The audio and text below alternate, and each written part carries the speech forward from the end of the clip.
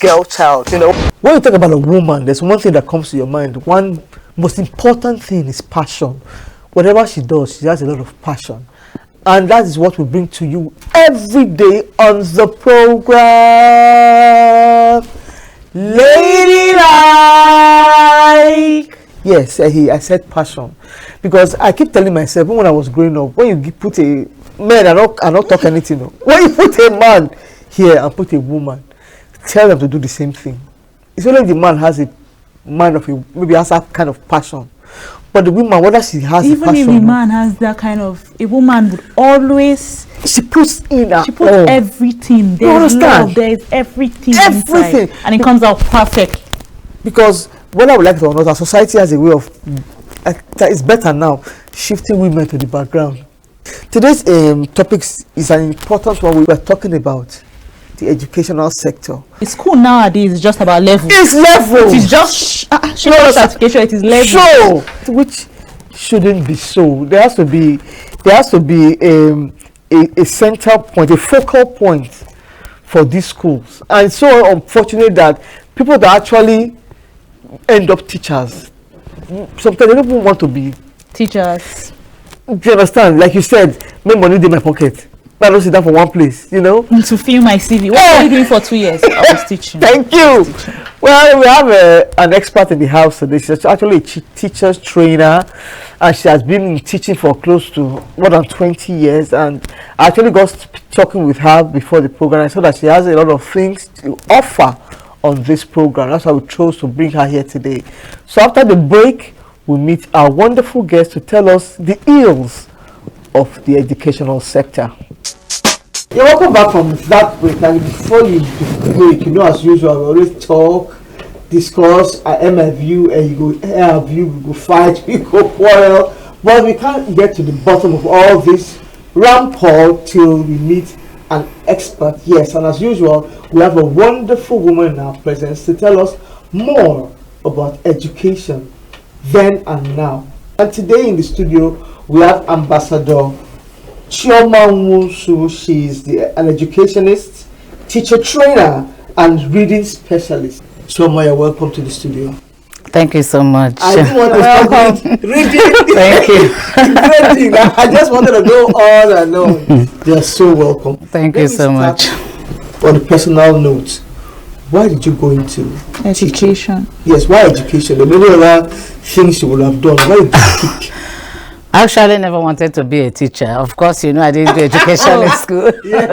Yeah, I never wanted to. But down the road, I discovered that I was actually doing well, and then... That's as an educationist? Yes, when I started teaching, you know. And I was just doing it as part of part-time thing, waiting for the bigger thing to come, you know. But it was not coming. And most often when the WAEC officials come for... the inspection and zonal inspectors come, they will ask, once they check my file, they will discover there is no education qualification there. But you are just too wonderful. Why not just go and do education? I said, no, I don't want to be a teacher. I never wanted to be a teacher. I was having my mind on something else. But it continued. I discovered that I have this passion, you know, when I'm in the classroom with the kids, especially struggling readers, children who struggle. And then I had to just go into, you know, do education to qualify.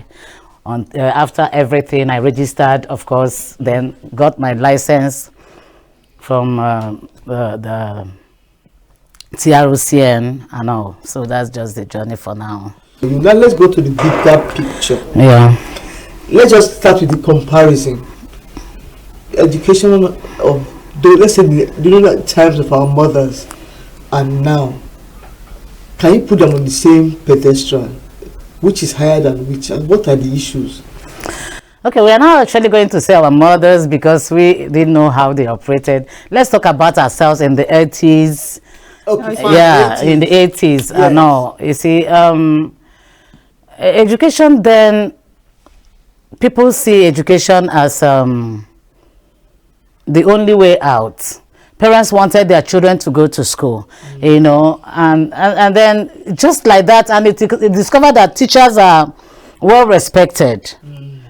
You understand? I can't see you. I never saw my mother go to school to harass a teacher. Okay. You know, and of course, if a teacher punishes you, come on, you dare not even open your mouth to tell your parents. They will double it. But now, but now it is so glaring and obvious. And you see, parents are not actually helping. Exactly. They're not helping the children to have passion for education. The leaders are not helping. A situation where anybody can forge certificates, a situation where anybody can just be whatever without going through the normal rudiments. I mean, how do you now convince a child that education is good, that you're supposed to be in school, or even the teachers? So are you saying that the fault is from the parents and the government?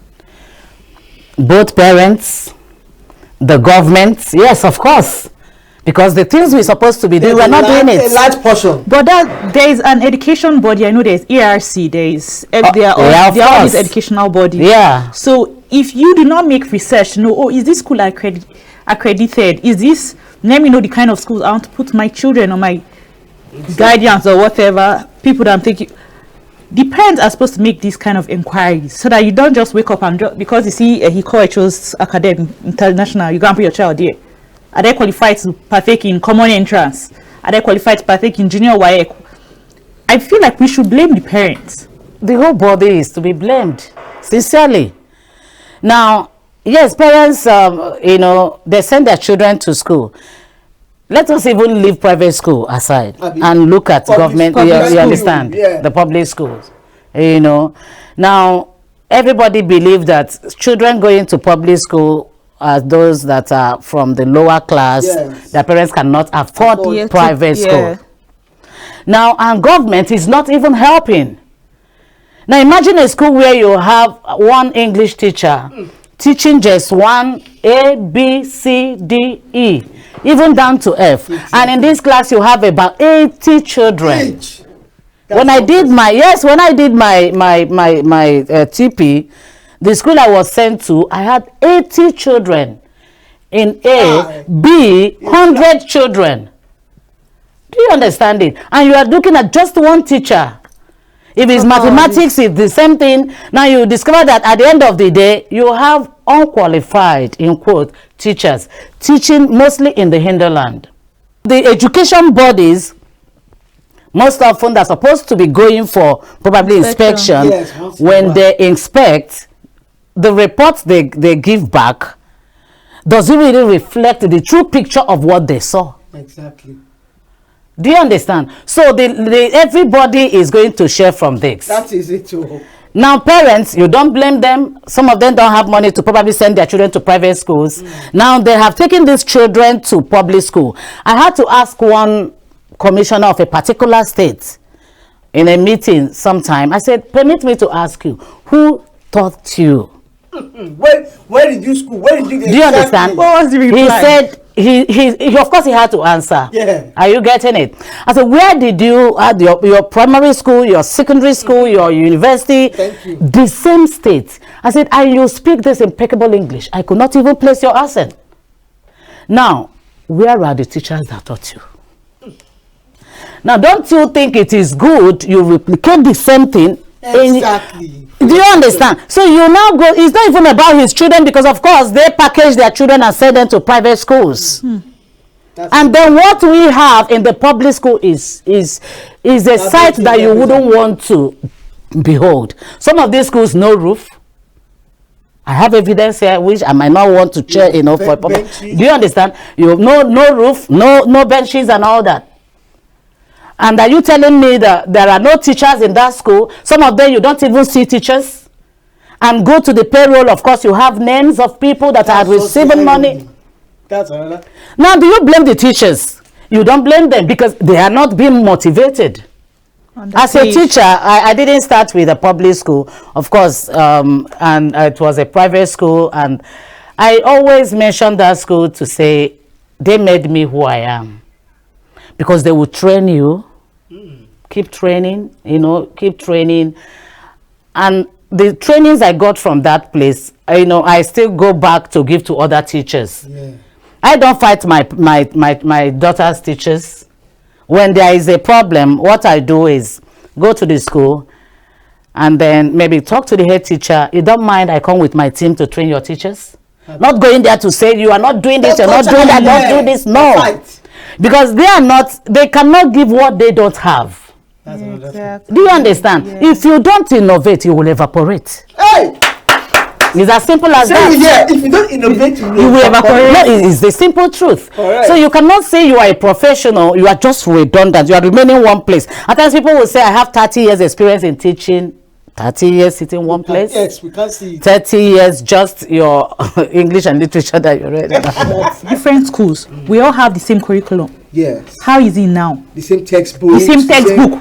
We're all using Ugo. We're all using this. We're all using this. But now, is it the same way now? It is really funny because when you talk about curriculum, you talk about scheme. In one occasion, I asked them, when was the last time the curriculum or the scheme was actually reviewed? You discover that what I studied in the 80s, my child is coming to study it. It doesn't make sense. You asked me what is social studies, and my child is coming to answer what is social studies. The same way you answered The it. same way. Do you understand?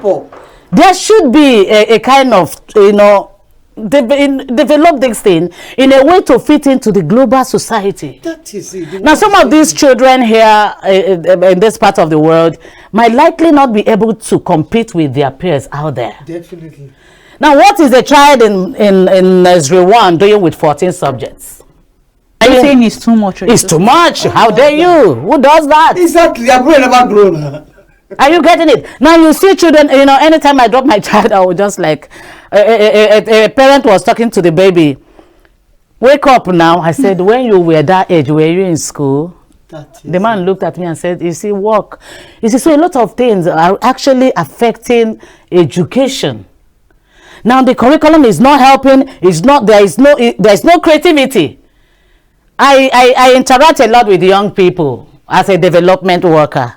I have interest in helping young people, especially where it concerns when I talk about struggling readers, especially from the 14 years up. And when I talk with them, they'll say, Ma, school is a scam. I say, yes, you are right, my dear. It's a scam.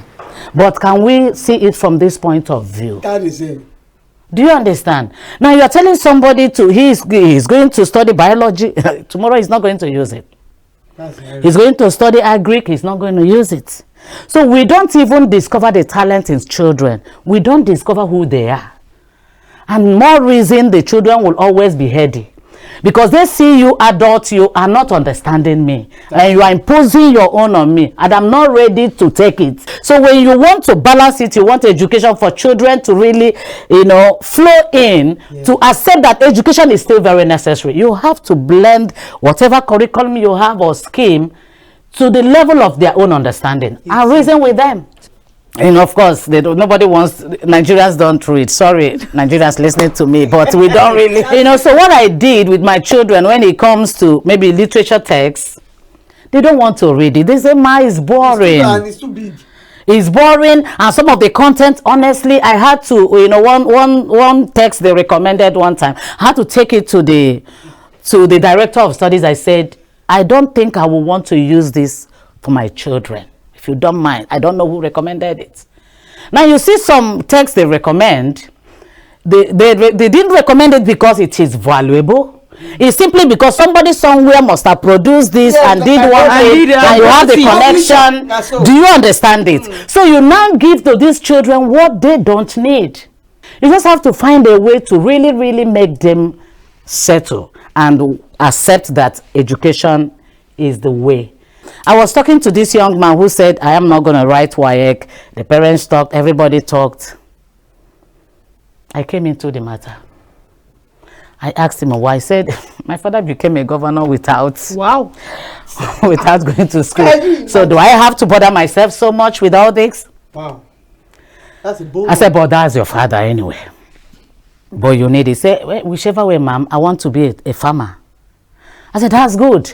And for you to be a better farmer, you need education. You can study maybe, is it animal husbandry, if it's nice, whatever. And when I finished explaining, he did not understand it before now. Or before then. You understand? Yeah. He went back and finished his WAEC. So I diverted it. If you meet me sitting with probably the inspectors to talk about whatever, you may not like me because I will tell you the truth. I will just have to tell you the truth. We're not giving the children the best, and it is the truth. We have to change. When you see classroom, and many a times I see something, I cry because what are you going to do? Then you go to, there was a particular primary school somewhere in Abuja I went to. Children were everywhere. The teachers were busy gisting. They don't care. And I went to the headmaster. I said, okay, if you don't mind, I think you will gather the teachers. Can we give them trainings and all that? And you see, when you won't even give training, these teachers are not even ready.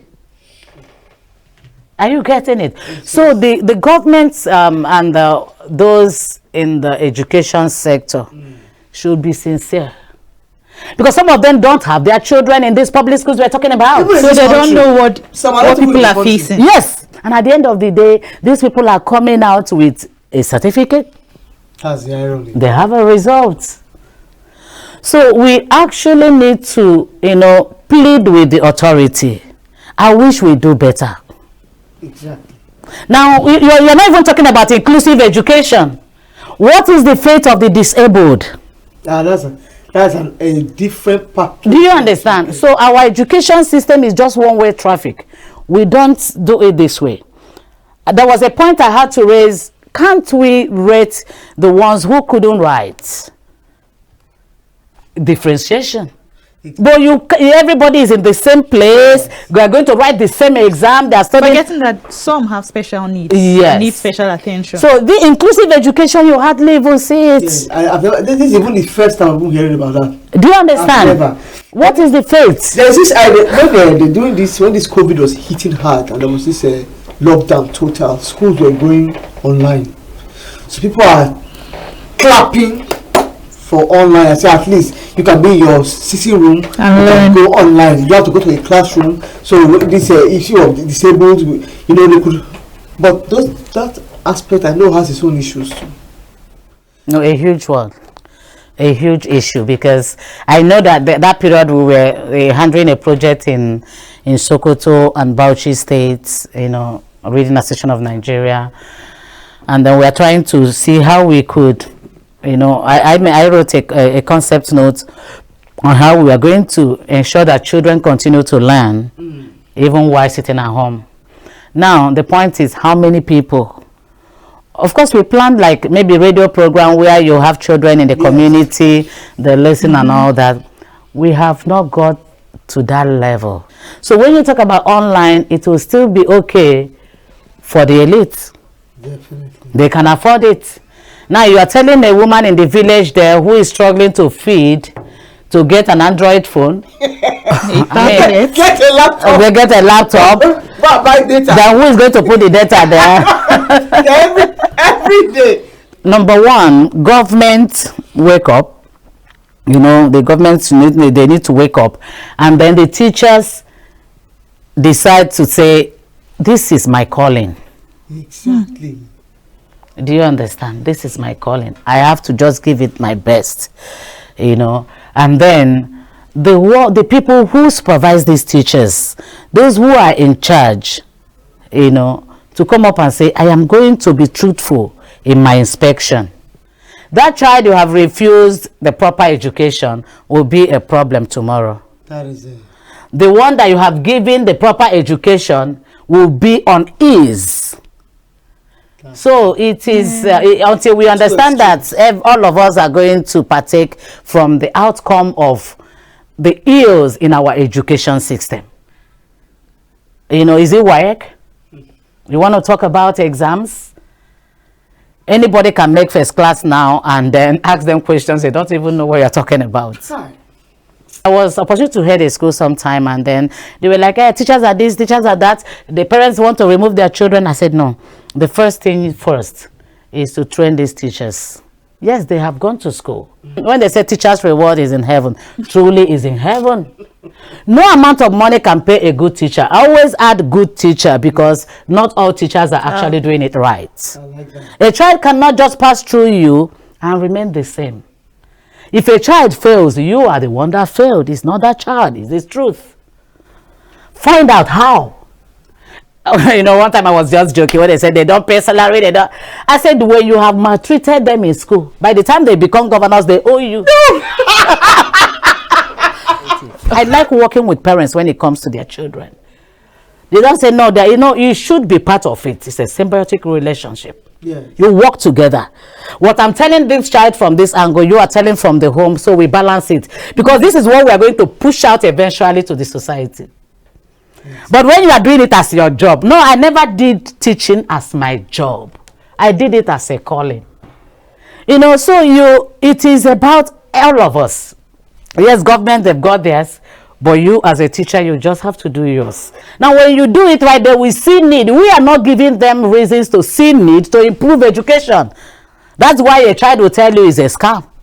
Thank you so much, Chioma, for being here with us today. And I want to pray Thank that you. the oil that is in this your lamp will never run dry. Amen. The passion you have for what you're doing. Like you said, even if the teacher's reward is not here, there's a voice out there. Good teachers. Definitely. Good teachers, yes, good teachers. Thank you so much. Now you heard it from our ambassador here in the studio, telling us the passion of education, the one that's going through our veins and should go through all your veins, even if you're not a teacher. But the fact that you have a child, you have a son, you have a daughter, you have a niece, you have a nephew that's actually going through this process.